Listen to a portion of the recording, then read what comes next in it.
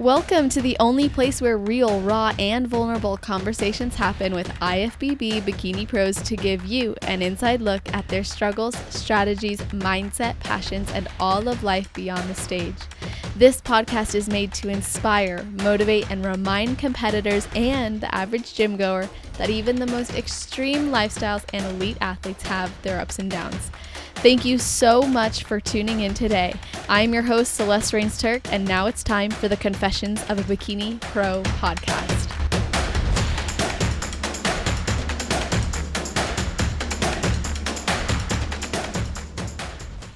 Today's guest grew up in Tampa, Florida, prior to living in New York City for 7 years, and she currently resides in Colorado, which is also where she accomplished her bucket list goal of stepping on stage for the first time in 2021, where she won the novice overall.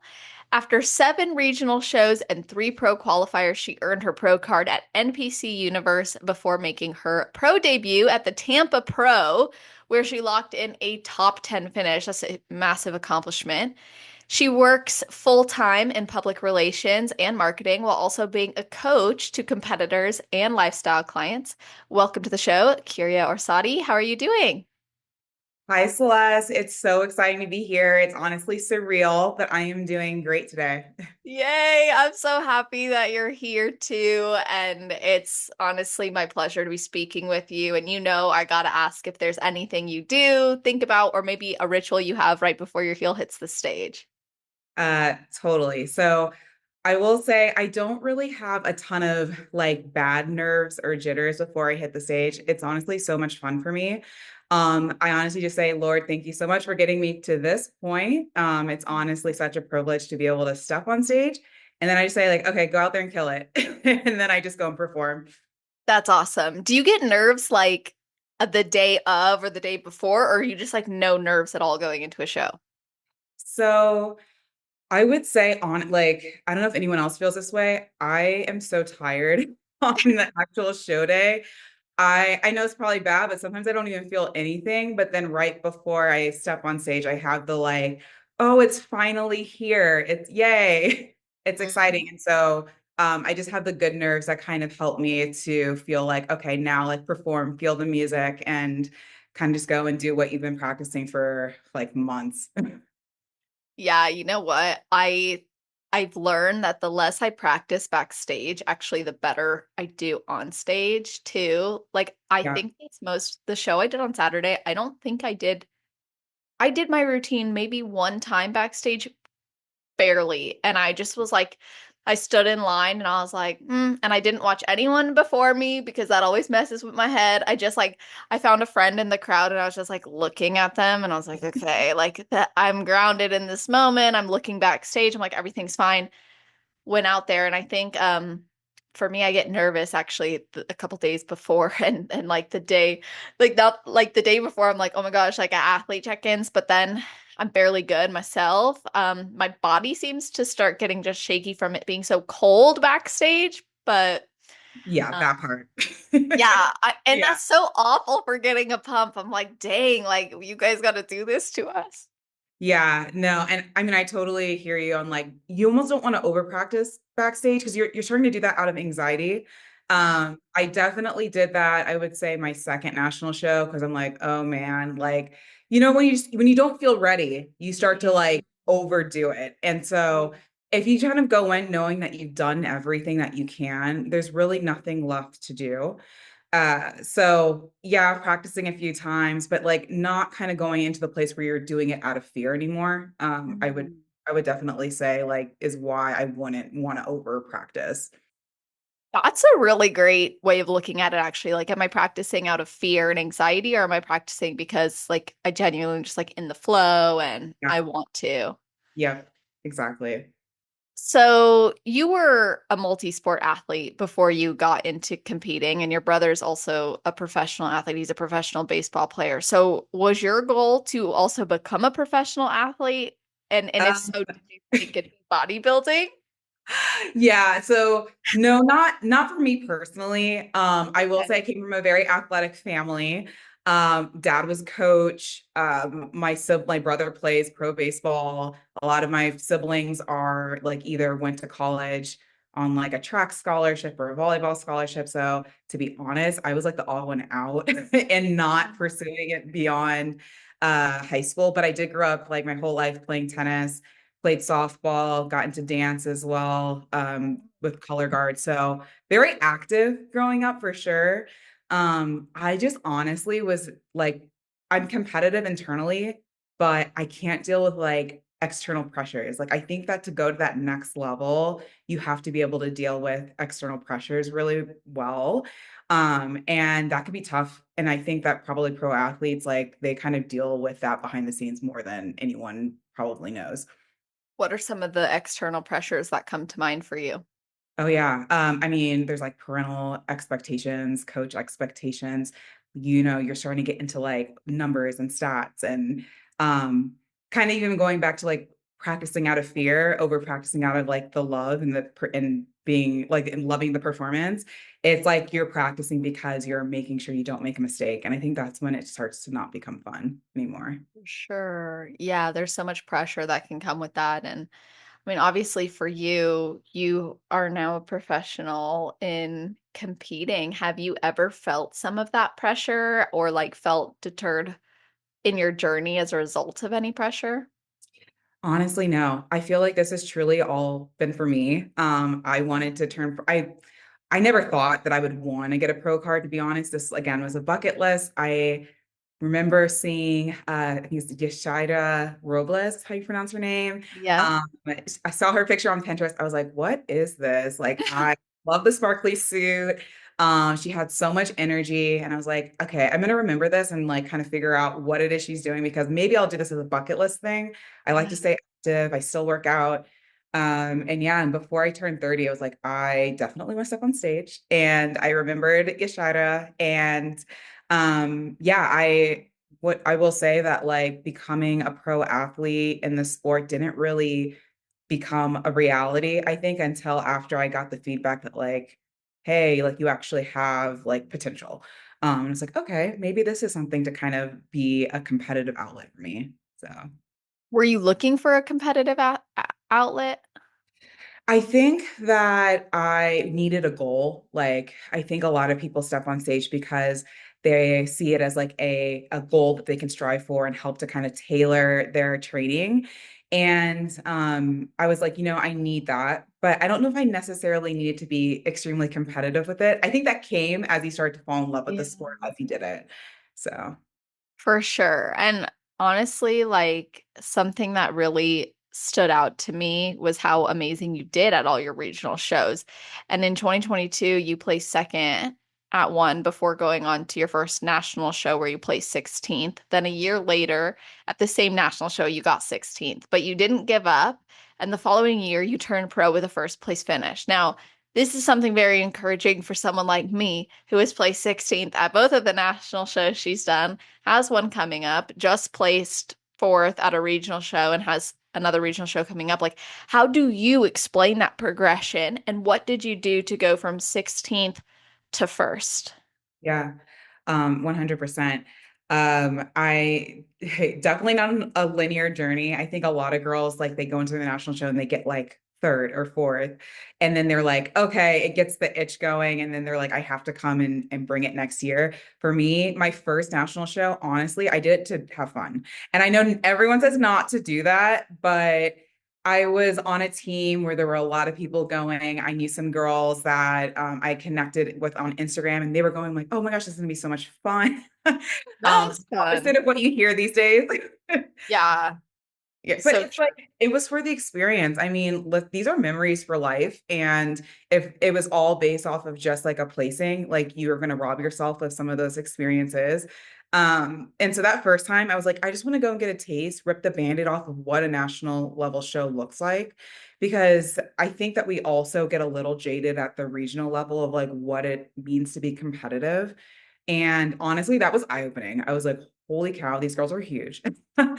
Um, yes, They're they have a lot. standing up and their glutes are like, Yeah, oh, exactly. I'm like, I could put a whole cup of coffee on their glutes. But literally. so I was like, it was a good reality check of Yeah. what it was gonna take if I wanted to actually come back and do this for real. And I was very like fortunate in that my coach she was supportive in my decision to just to do it and know that I wasn't coming out with a pro card. But she was like, go ahead and experience it. You can get, kind of understand what it's about and then make a decision from there whether or not that's something you want to strive for. So, I know that everyone says like, yeah, don't go to the national level if you're just there to have fun. Cause I mean, it is expensive for sure, but I made it a whole like vacation. Like it was Vegas. I mean, it's like such a great experience. So, I know that that might go against what some people say, but I say like, hey, if you want to, just do it. I don't disagree with you, actually. I think getting the national show experience prior to being ready, if you want to say that. Some people don't think they're ready and they end up winning. But, Yeah. like I think that actually gives so much perspective, like you said, and it's about the experience you make of it. Like I can think about Pittsburgh North Americans. That was my favorite show because my sister came. We had so much fun in Pittsburgh after. I had a great time backstage with all the women. Like I really like I look back and I'm like, that was so great. Like I loved it and I don't regret it. And I did USA's too as my like experience a national stage show. And that was also so much fun. So I'm with you on that. Now, of course, financially, doing it for fun over and over again it's a different story. Yes. So, how did you go from that like 16th and then 16th again? How did that feel to come back and still be in that spot? Totally. I will say the second time it was hard. And I know we talked about this a little bit before we started recording, but it's like it's kind of okay to feel disappointed, to feel angry. I think I was like that season was a little rough at the end there because I do remember even the show right before I felt like I brought my best and didn't get the placing that I thought that I wanted. And just being real, it was in my feels. I don't really show that externally, but I was like, okay, like I'm supposed to be going to my national show to get my pro card Exactly. in 2 weeks. And this feedback is not really putting me in a good headspace going into that show. So, um, I would say that I felt all the things, felt a little upset, angry. But kind of game planned with my coach. And honestly, my coach at the time was amazing and that at the time, my feedback was like, you're, you either need to lose muscle in your legs or move up to wellness. And so knowing I have 2 weeks, I might have 2 weeks to correct this going into nationals. My coach, we literally spent like 3 hours at our house one day just changing my whole routine so that I could try and make my legs look a little bit more streamlined going into that national show. Um, I think that looking back, it was definitely a conditioning thing. I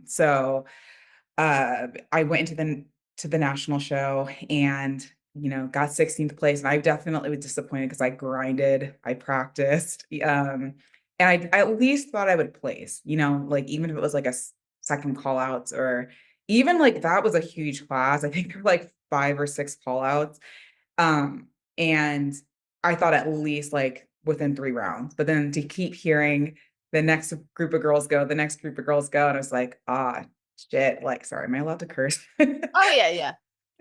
I was like, okay, I did not bring it this time. So I was a bit disappointed going off stage.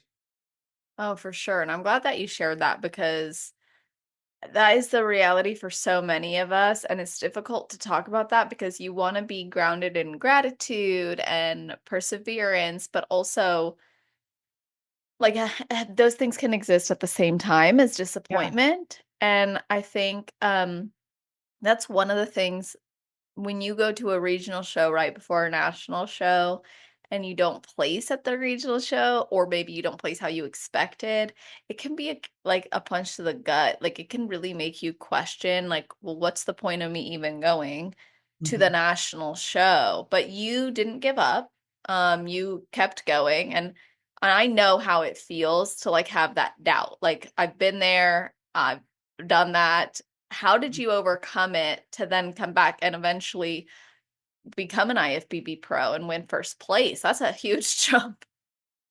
Yeah, if there was any silver lining of coming out of that national show was I got to speak to Sandy directly because I had in my head, "Oh my goodness, I'm too big for bikini in my legs. Like I'm not gonna be able to ever place well because 'cause I'm not balanced." And, I went backstage and I was like, "Sandy, like, I just have one question. I know I'm 16th place. Like, can you just let me know if I'm in the right division?" And she's like, "Can you show me some pictures?" And so I pulled up, the show pictures because they were posted almost immediately. And she's like, "No, you're balanced." She's like, "You just aren't you aren't conditioned." So, I, like, appreciated the realness, but also it was, like, such a relief to know, okay, like, I'm still in the right division. I love wellness, like, don't get me wrong, and I honestly, like, I love the training my legs, but Mhm. I don't feel called to put on that much muscle in my legs. Like, I don't think Yeah. I wanna walk around like that naturally. So, it was good to know that, okay, I can still do well in bikini, and so it was just making a decision after that whether like, what my game plan was gonna be. That is a really big deal because you can be told by a judge like, "Hey, you may consider moving up or you may consider moving down." I know there's a lot of women right now in bikini who are like, they're being told try fit model, and some of them are disappointed because they've been working so hard for a bikini. And then there's also like this other problem where it's like you're too big for fit model, you're too small for bikini. And you had experience like people telling you maybe consider wellness, but then to hear from Sandy, like, no, you just need more conditioning, that's a really exciting thing to hear. So, what did you do to bring that better package? Yeah. And honestly, I decided that I'm okay, this is probably my last serious year of trying to get my pro card, at least for a while. Why was that? So I just knew that I was kind of in a stage of life where like considering starting a family. Where I work in corporate America, it's tough out here trying to, you know, prep and also like do well at your job. And there's just like other goals that I have as a part of my life that I felt, hey, this isn't gonna really allow me to bring my best to other areas of my life if I'm trying to strive for a pro card. So I just was like, "This is my last year. Okay, what am I gonna do?" I did decide to switch coaches at that time, and that's when I started with Team Atlas. I had just kind of seen that a lot of his athletes did very well. He just has, like, a great attention to detail and eye for bikini, and so I was like, "Let me give it one more shot, and let me just kinda go all in and try a new coach and see what would happen." Amazing. And what was different about that prep compared to previous preps? Yeah, I started with him, like, last September, early September, before sorry, 2023 September, before going into, like, the prep, and, um, obviously, he just knows very well, like, what exercises, you should be doing to help grow. He has, like, a very good eye for, like, "Hey, are you pushing?" And so you send him videos, and honestly, just my training was a lot more intense, that, off season. So I put on quite a bit of muscle. um, I would say that the actual prep itself was not easy. So it was definitely a push, and it just also made me realize, okay, this is what it might take for me and my body to get conditioned. Do you think that some people have unrealistic expectations and as far as what the criteria is and what it really requires to be successful or even more realistic in their journey? 100%. Like that prep made me realize, oh, I didn't know what it would take. Yeah. Just being honest. I also started, like, in the middle of that prep to have, like, some weird, like, health issues. I think it was just honestly 3 years of prep over and over again, my thyroid was just getting downregulated, and so did hit a point where I somewhat stopped responding and started working with a naturopath to help me, um, bring my thyroid up to be able to finish the prep. Um, but honestly, getting that lean, especially the level of leanness I was going into my pro debut, woo, that was it's like one of those, it's a different level of lean when you look back and you don't like it. So, you 100%. don't wish to be that lean again. Oh, for sure. Like in the moments, you're like excited about the progress you're making because you know it's what they want for the stage. But like in retrospect, you're like, I like my curves and my muscles and fullness. Yep. I think that like a lot of bikini girls will probably say, oh, that like 8 week to 10 week out mark is like where you feel your best. Like you can still perform a little bit, but you're a little bit tighter. You have got the abs. That like going into universe leanness, the prep goggles, like all the things that come with being that lean, it's really not fun. But then it was very, very much eye-opening to see like, okay, this is what it took to get my pro card. This is what it took to place at the pro level. It definitely makes you realize the commitment that you need. And that's also another reason why I'm taking a little bit of time because I'm like, to jump right back into that, I'm like, I'm not ready. Yeah. Was there anything you had to do differently that you even like questioned or were uncomfortable with? Like maybe even questioned if this is something you wanted to commit to? In the moment, it was just, I think that we just have blinders on, and we just like kind of do it. I definitely, my cardio got very high. It's just like, I think everyone has um their cross to bear, I guess, in prep. Like some girls, they can get lean with nothing. They're like eating 3,000 calories. And I'm like, I am not one of them. And I'm also not one of them that's gonna say 10 pounds up after show. But for me, I'm like, I can definitely build muscle well, but the getting lean part is a little tough. So I just know that, hey, like my struggle is gonna be that push and it's gonna take literally not a gram off. It's gonna take like hitting all your cardio. So it was definitely a push in those last few weeks to get there. What was your go-to cardio? Stairmasters, girl. Really? Yeah. I need Dang. the heart rate up. Yeah, anything you could to get it up. That Yeah. makes Yeah. Wow. How many minutes would you be going? I bet it was so much. I got up to 120, just being On the completely Stairmaster? on the Stairmasters twice a day, 60 in the morning, 60 at night. Or if I could get my heart rate up, I would do the treadmill incline, but like I always just try to do like a heart rate of 130 or above. So sometimes I just would not want to budge on this treadmill, and I'm like, I am not about to run right now. I'd get off, take go to the gym because I do have a treadmill in my house that's convenient, so I could do it at night. But yeah, those were dark times. Yeah, no, I hear you. uh, we I made it through. Let's just say that. Yeah, I get you. I really do. Sometimes I look back on preps. Right now I'm in the thick of it, so I'm like, "Meh," but then I look back. I know I'm gonna look back and be like, "How did I I'm do?" how did I do that? Yeah, yeah. I see people prepping, like I saw your stage pics, I'm like, oh, it'd be so fun. And then I'm like, oh, I do not miss that, that time. Oh, it's too relatable. And then you said that like you knew kind of going into the season that it'd probably be your last real attempt to go pro. And you ended up not just going pro, but also placing 10th at the Tampa Pro. That's a huge accomplishment.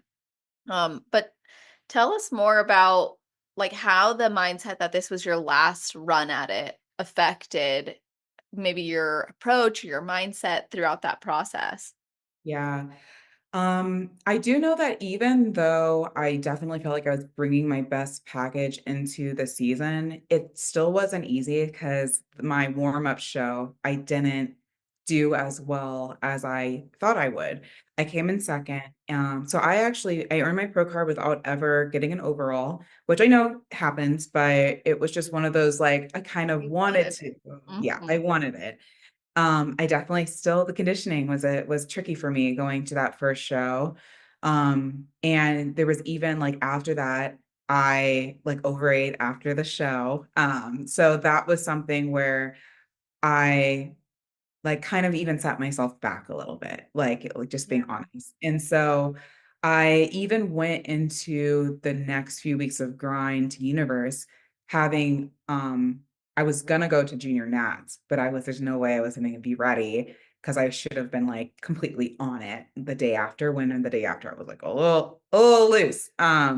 So decided not to do junior nats and then went to Universe. So, there's a little bit of that, like, oh, I wasn't my best. Like, I didn't like nail it right after that before I went into Universe. So, I also was kind of thinking, well, if I don't get this one, USA's next. I honestly was literally in my head, like, I need to plan for USA's. Like, I need to take the time off. Like, I didn't think it was going to happen at Universe.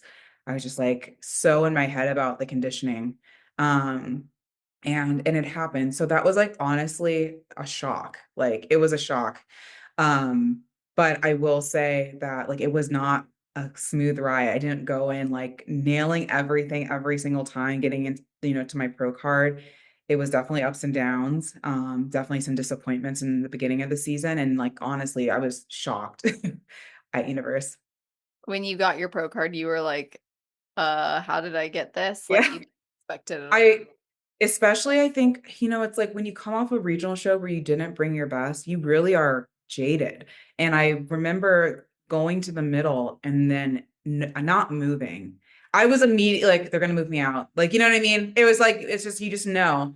And everyone around you is moving, and you're like, holy, like, is this really happening right now? I remember like really truly being shocked because I'm like, okay, they're gonna call my number, and they just didn't.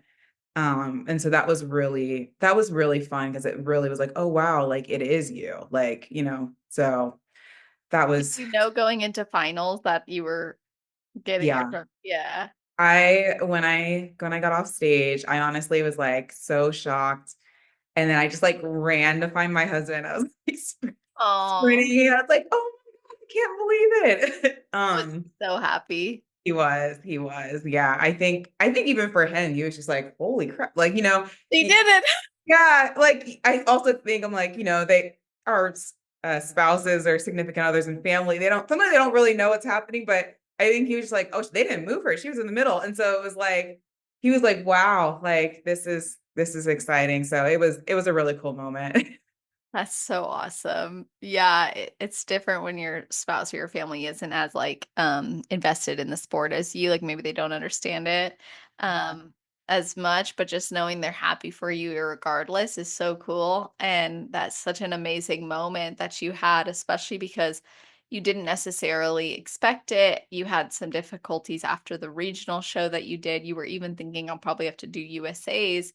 But something that I wanted to ask you about was just you had gotten diagnosed with an anxiety disorder during that prep too.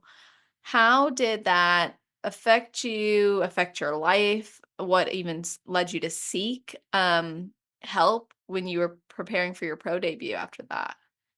Yeah, vulnerable topic for sure, because it's something that I think I didn't know what was going on during the time, and it's something I've been working through for the last, like, year or 2. I think it just got a name, during that prep, and so, listen, it could have been, like, brought on by some of the stress of work coupled with, like, prep, like, if I'm just being completely honest. Yeah. And I remember even before prep had even started, I, had, like, an panic attack, and I didn't know at the time what was happening. You just think you're dying. And it had happened, years ago, my first one. Didn't think anything of it because I got through it, but then it would kinda start to come up every so often. And when for some reason within the last like 2 years, they've become more frequent, and I truly was like, "I don't know what's going on. Am I having a health," it starts like health anxiety. Is there or some sort of there's something wrong with me. Mm. And I had even taken myself to the emergency room. Because I was just, I don't know what's going on. And they'd be like, yeah, nothing's wrong. You want an IV? I'm like, cool, like $1,000 IV later. Like, what's going on? And I, this last year during prep, I definitely had a moment, and it was like embarrassing. It was, on a vacation with my family, and I, like, took myself to the emergency room again, and I was like, "I don't know what's going on." And, so started working with my therapist again because I was kind of on and off, just making sure that I was like kind of like taking account my mental health. But I started working with her more regularly, and she was like, "I really do think you should consider medication." Um, and she's like, I have you as having an anxiety disorder based off of like the assessment and everything else." And so it was like, you know, hindsight, like I didn't want to go on medication at the time. um, I was also kind of just like, I can just ride this out. I can ride it out and I'll just wait to get through. And it was honestly very rough. Like it was rough. I started doing like coping mechanisms, like they tell you to hold ice and to ground yourself, to feel something outside, like stuff like that in the moment. Um, but I did end up after getting my pro card to go, I'm gonna do it. I'm just gonna go. I'm like, this isn't these grounding techniques are awesome, but the stress of having panic attacks so frequently is yeah, it's very disruptive. Oh, So definitely. yeah, so, it's like one of those things where I think I wish I would have heeded that advice a little sooner. There is nothing wrong. I don't know why for whatever, and not that I thought there was anything wrong with medication, but I just felt like, "Oh, I don't need it. Like, I'm okay." But it's been night and day different. So, that was definitely something that happened during that prep and probably almost derailed me from finishing because I thought there was something severely wrong with me. So For sure. I mean, the fact that you sought the help and then you were open to that, even though originally you weren't, mental health treatment and then mental health medication is so powerful. It really can be. And I think it oftentimes gets demonized. And, as a mental health professional myself, what's interesting to me is to see how mental health diagnoses often coincide with another disorder of some sort. So, I'm gonna take you to another vulnerable moment. Do you feel that when you were in high school, maybe you were coping with anxiety even back then with an eating disorder? totally. This isn't some people know this about me, but I definitely struggled with anorexia when I was in high school. I think they say that a lot of times eating disorders and depression, eating disorders and anxiety coincide with each other. And so, in a way, I think that that was probably a release, being able to be hyper controlling of my food at that time, um, allowed me to cope with symptoms of anxiety for sure.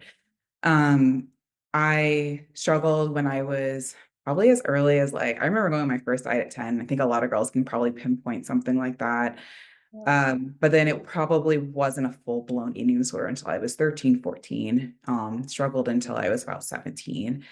Um, I did end up going to, like, a specialist, when I was 17 years old, and I don't know that it helped at the time, if I'm being completely honest. Mhm. Um, I honestly think it was, like, completely a act of a miracle for me to, kind of move beyond that stage of my life. And I think that sometimes bodybuilding can get a little bit of flack because of, again, hyperfixation on food. There are Mhm. definitely some tendencies. I also think that that can be completely opposite at the same time because you don't do well in bodybuilding if you don't eat. So, Exactly. yeah, Yeah, it's like, for some level of it, like the conditioning side and the depletion side, like, yes, it can be somewhat reminiscent of or look like it, but what I always tell people is, like, what matters is the intention more than anything. So it's like in bodybuilding, the intention is to present our best, feel our best, like look our best, of course. Versus when you have a eating disorder, it's not coming from like this healthy place or this intention of eventually eating more and refueling and nourishing. There's just a different level to it, and you said that it was really a miracle that you got through it. So, how did your faith in God play a role in that journey? And then how did it influence your approach to fitness and nutrition, like, post-recovery? yeah. Um, so I remember the day that I really do feel like something in me just kind of broke. So grew up in like a Christian household. We went to church. And I was going to the eating disorder specialist, and I remember there was one session where they brought both my parents in to talk about it. And when we left, I remember that next Sunday, my dad took me to his church, which it was kind of weird in that there was my mom's church and there was my dad's church. So we would usually go with my mom. My dad would, after at that point, he was actually coaching baseball. We were all involved in sports. So I would say that that fell off a little bit with Sunday baseball. And then he took me up to the altar actually, and I was the first time I saw my dad cry. And I got prayer. So I remember like after that, I really felt like this weight had been lifted off of me. So I'm not gonna say that like everything about anxiety just like completely just fell off of me at that time, but I do know that the hyper restriction to the point of like you almost like want to disappear, right? Like that's a lot of what happens with a eating disorder, or at least anorexia in particular. I will say that that's when I started to have a better relationship with food. I actually didn't even go to any more therapy sessions after that. But yeah, I just know for me, that was like a really pivotal turning point. That is pivotal. And after that, I mean, it sounds like you stopped restricting, you started to nourish your body more. Um, how did your thoughts with food change? Like, how did you start to look at it to support that recovery? Yeah. I don't know if it was as, like, active. I think in that moment, I was going off to college, I was, like, enjoying well, at that time, I was, like, became a senior, so I was, like, enjoying all the senior things, and, I just felt like my relationship with food and listen, it wasn't easy because, even coming out of that, my metabolism was horrible. I put on a lot of weight really fast. Um, and then I remember going on a diet to almost correct it, but like in a very healthy way. I actually did all whole foods and I was like, oh, it was like weird. It was like an awakening and that like, wow, cherry tomatoes are so sweet naturally. Why am I reaching for something that was artificially sweetened? So I did that where I just focused on whole foods. And I think it was like a different relationship with food where it was like, wow, these are like, how amazing is it that like things that grow from the earth are just like so Right. delicious versus like something that's super artificial and processed. So I did go through a little bit of that to almost correct because my thyroid was shot after being, anorexic for so long. And so I definitely like I look back on my prom pictures, I'm like, oh, I was a little rolly. Oh, So yeah. but hey, I will say I was healthy and I was happy. And so Yeah. that's That's awesome. And I think too, like it was a sign that your body just the beautiful thing about our bodies is it's always fighting to keep us alive. And so your body like showed up for you when you were restricting by staying there and pushing through that with you. And then it supported your growth after that. And even if that looked like excess weight gain, it was like fighting to keep you alive. And then post that, you were able to get to a healthier place. And now your body's still supporting you, which is so cool. And you've just transformed as far as like your entire approach and how you view things. It just sounds like it was a really um, amazing journey you had, even though there were some uncomfortable times.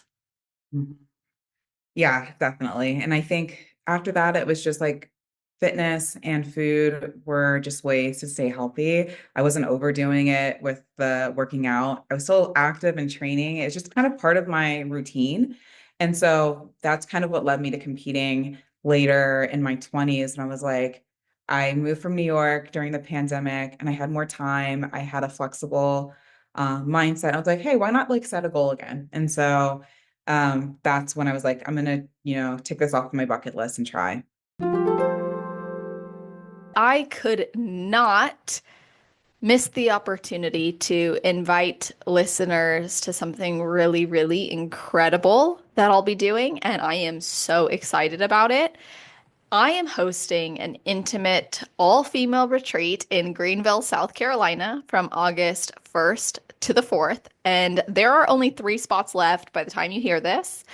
There may be less. So act on this now if you're looking for a chance to connect, grow, and recharge with like-minded women who share your love for bodybuilding and fitness, which is exactly why I am coming to you on this podcast to announce it and let you know that there are some spots open still. And if you want to spend a weekend with an incredible group of women, all about community, mindset, and movement, we're going to be diving into mental health in a way that applies directly to your fitness journey, enjoying the gym and coffee dates with women who really get you, and experience a private chef prepared meal that's going to satisfy what you need for your current nutrition goals and explore the beauty of nature with hikes and a downtown picnic and just enjoying the incredible scenery of where I live. It is beautiful here and I want to have you guys. Plus, I've got some surprises up my sleeve that you won't want to miss. If you come,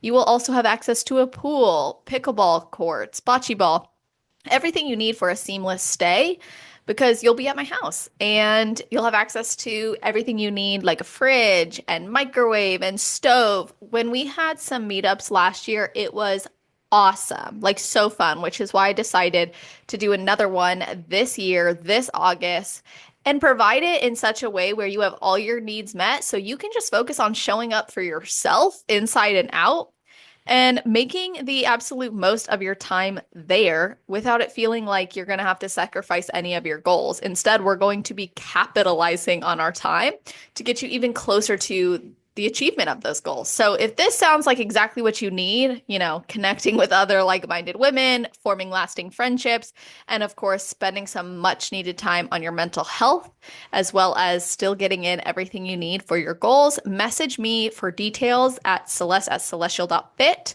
or celestial_fit on Instagram. So again, that's an email, celeste@celestial.fit, or you can DM me on Instagram at celestial_fit. Before the last spots fill up, I recommend messaging me ASAP because I cannot wait to see you there and have you. It will be incredible. If you have any questions at all, of course, feel free to reach out when you inquire. So awesome. And then look at you now. You went pro, you competed at the Tampa Pro. What was your feedback at the Tampa Pro and like what's been your focus, especially because you weren't planning on like you had said it was probably gonna be your last run at going pro. So I'm curious, like, are you still focusing on a family? Did you get feedback that's changed that goal? Like what's your focus? Yeah. I mean, I was very surprised to place in my pro debut. I was honestly, I'm here to have fun. I have no expectations. Tampa's my hometown. I remember I was training with a personal trainer my last run at my pro card, and she was like, if you get your pro card, what are you doing? I'm like, I'm doing the Tampa Pro. I know it's like it's a well-run show, and it's also where my family could come and support. And so to well, like a year from there, actually get a chance to go for it. That was a lot of fun. And I know James wanted me to get a little bit leaner from Universe. So I ended up dropping 4 more pounds from my my Universe weight. And it was almost like it was actually kind of funny because he was like, hold cardio. He was like, because at a certain point I just kept dropping. It was like, okay, now my body wants of course, wants to like just keep Your dropping body it. became a furnace, like, Yeah, all right, let's go. exactly. And so it was a little too much by the time we got to the show. I was like the leanest I'd ever been. I was having glute striations. It was like all the things you kind of don't want anymore. And so I think the only thing I will say that like obviously getting more conditioned can definitely hurt you on the pro stage, but being not as conditioned can definitely like completely knock you out. And so I did end up getting 10th and it was so much fun. Actually, after Universe, I met another girl who won her class and we had worked out like that the next day, actually met up and we stayed in touch. And she was doing the Tampa Pro as well. So that was a lot of fun. Actually, Selena, who I think you've had. Oh, that's Yeah. awesome. Yeah. Yeah. So it was kind of cool to be able to to go to that show, and she was there with her new team. And like, I mean, Issa was like, being coached by James, and so she was there. But yeah, I remember James being like, it's a good thing that Sandy's not at this show because you're way you're way too lean. But the feedback was just more everywhere. Definitely more glutes was what Attila had said. But Tyler said that he wanted to see more upper body fullness. I definitely think just being so lean at that point, everything was just a little flat. And but I definitely think I need way more muscle just at this level. So Was he trying to feed you a lot at that show? yeah, I had like, a whole thing of almond butter and um, Holy. yeah. eh, One of my confessions actually has to do with this show, but I'll save it for the end. Wait, I But want to yes, hear eating a lot. it. That's amazing. I want to hear that confession. Oh, I ate a cookie in between prejudging the final. That's Yeah. amazing. Oh my So gosh. they had the stands, and I was like, that At cookie that looks point, really you needed it good. though. They were telling you to fill out. You were like, I'm coming in. Don't worry. The thing with that show that was a little so that we didn't know if we had made top 10 until literally being backstage. They called all the numbers right before you got on stage. And my Oh, dad, at finals? yeah, sorry, at Oh, finals. that's interesting. So you got to wait all day and then find out. Yeah. And so, I didn't have my family buy a finals ticket because I'm like, I don't know. I don't know if I made like I know I'm second call outs, but I don't know if I'm actually top 10 to go and do Yeah. my routine again. So don't buy a finals ticket. And then of course, like, I got the top 10, and then I was like trying to text them real quick, like, I'm going on now. And Yeah. so they ended up missing finals, but honestly, like it was just so cool to have them there, being in Tampa.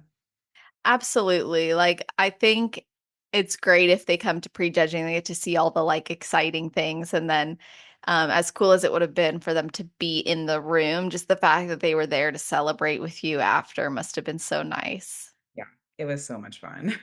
That's amazing. And so now, I mean, you had said before you wanted to focus on your career and coaching and family. Like, what's going on? What are your life goals right now? Yeah, I mean, I'm definitely still training. Like I'm, a bikini competitor, so shoulders and glutes. But Mhm.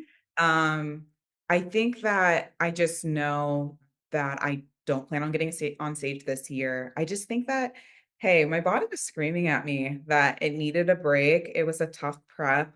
And I think I just want to respect that a little bit.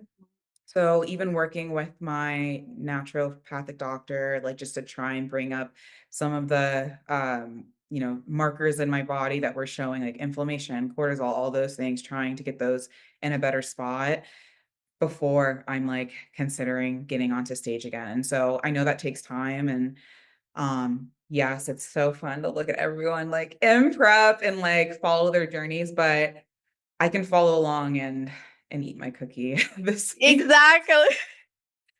But really though, like that's so true. And like when you take the time to recover and focus on nourishing your body and lifting, like all the things I think just really fall into place and more of like it's hard to call it a lifestyle season or improvement because it's really an improvement season even if you don't like have this like, oh, this is my next thing.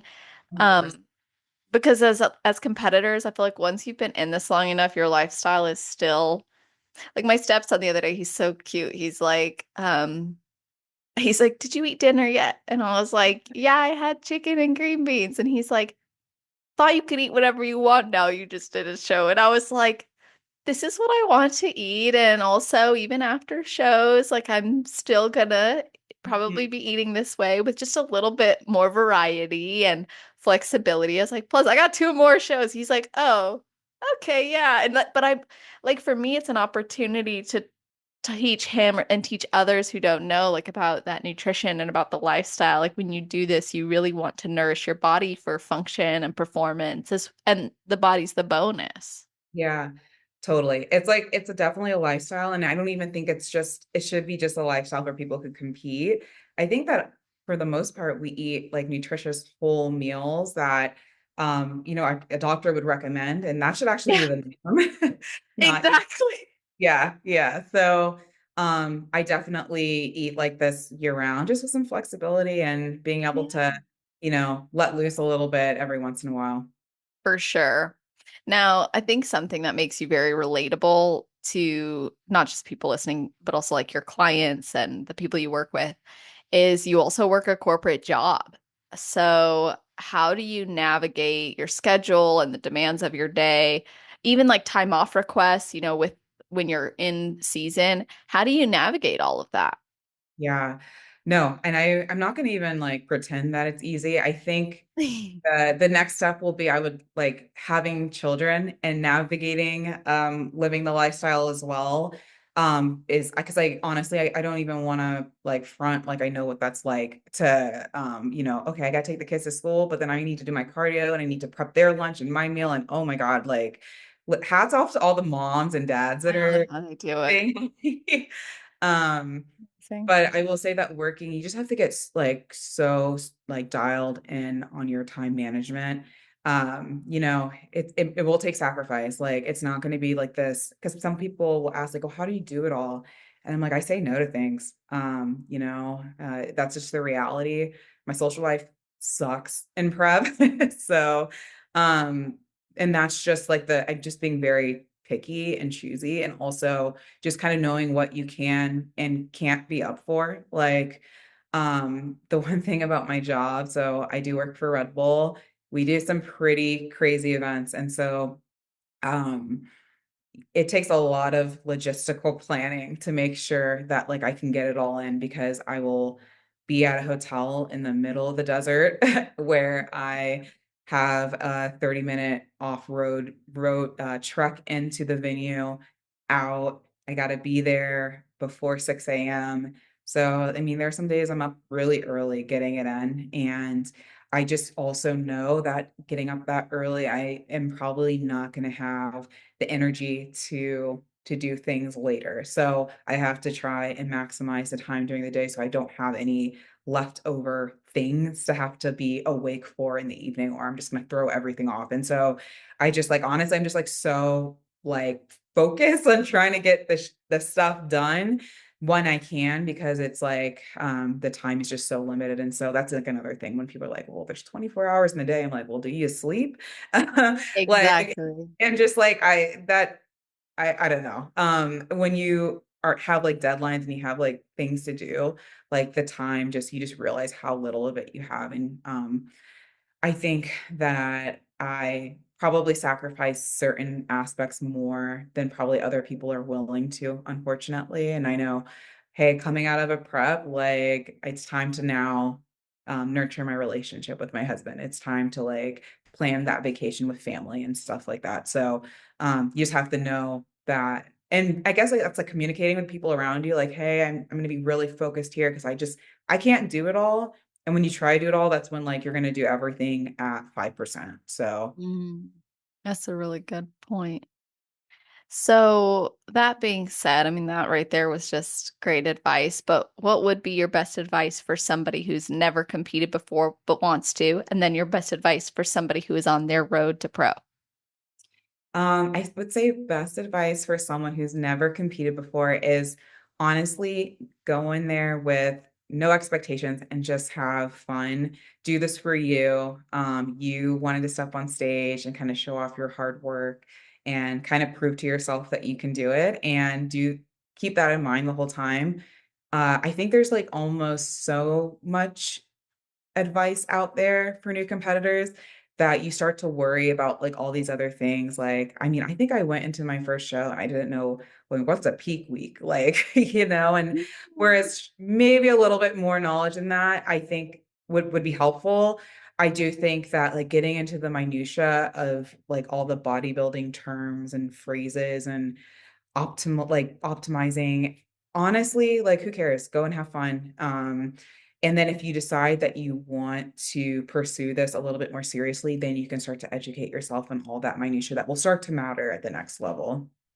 Yeah, I love that. And then what about for that person who's trying to go pro?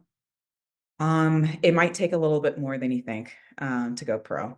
And so being ready to know that and to feel like you might need to push yourself a little harder than you thought you might, or if you're not ready to do that, recognize that for yourself and realize that, hey, you might just not accomplish it if you're not willing to do that. Yeah, that's great. Now, how can people follow your journey, connect with you, inquire about working with you? Yeah, they can find me on Instagram. It's just my name, Curia underscore IFBB Pro. I am taking lifestyle and starting to take competition clients. I was very particular about how many competition clients I will take, but I would love to help everyone on their fitness journey. That's awesome. And we'll put that in the show notes page. You guys, that's always on celestial.fit/podcast. If you're listening right away, it'll be at the top of the page. If you're listening in the future, scroll down to the category section, which is alphabetized. Not only will you find how to connect with us, but you're also going to see a full summary of the topics we covered, a bulleted list of those topics.